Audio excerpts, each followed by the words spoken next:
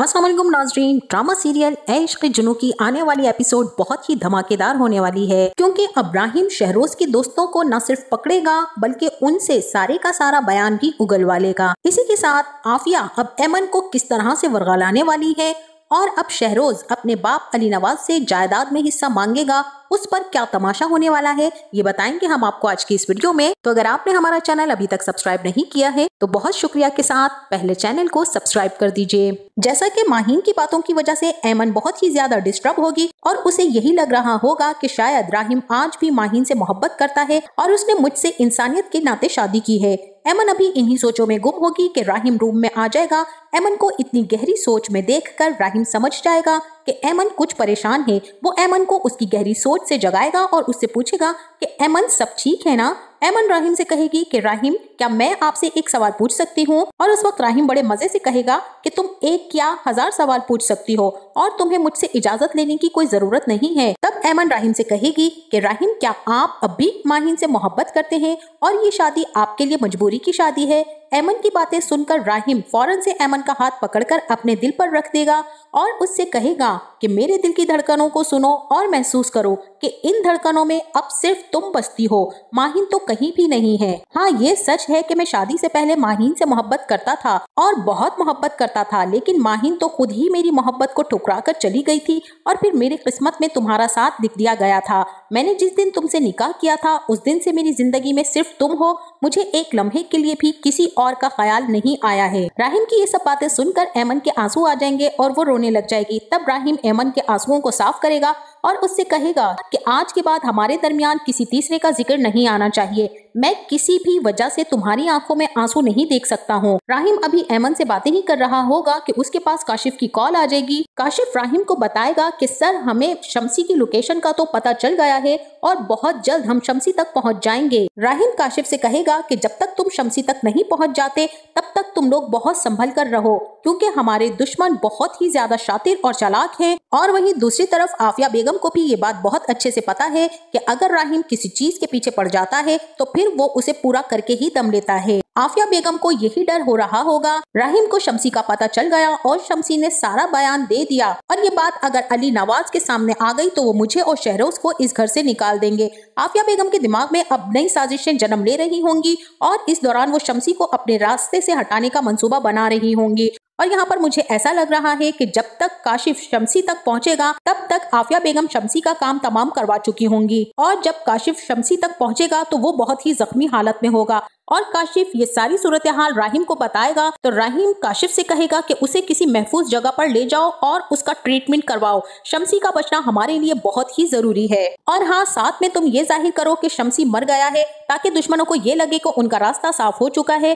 अब वहीं दूसरी तरफ शहरोज किसी भी तरह अली नवाज के दिल और नजर में अपने लिए वही मकाम देखना चाहता है जो राहिम का है, क्योंकि राहिम अली नवाज के बिजनेस को एक बार फिर से उसी बुलंदी पर ले जाने में लगा हुआ है जहां पर वो छोड़कर गया था।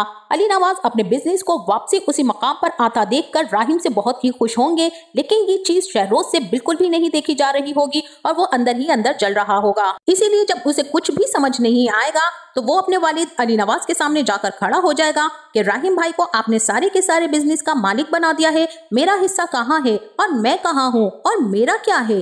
बस अब जबकि मेरी इस घर में कोई वैल्यू नहीं है, मैं आपकी नजर में कभी भी प्लस पॉइंट नहीं रखता हूँ, तो मेरा यहाँ से चले जाना ही बेहतर है। मुझे मेरा हिस्सा दीजिए और किस्सा तमाम कीजिए। तब अली नवाज भी अब गुस्से में आग बगोला हो जाएंगे और मेरा ख्याल है कि शायद वो गुस्से में कहीं शहरोज को एक थप्पड़ ही ना लगा दें। अब अली नवाज शहरोज पर बहुत ही ज्यादा गुस्सा करने के बाद आफिया बेगम पर भी बरसेंगे कि उसको ये पट्टियां कौन पढ़ाता रहता है, तुम देखती नहीं हो उसे, ये क्या बोले जा रहा है। अभी मैं जिंदा हूँ और मेरे होते हुए जायदाद का कोई भी हिस्सा इधर से उधर नहीं होगा।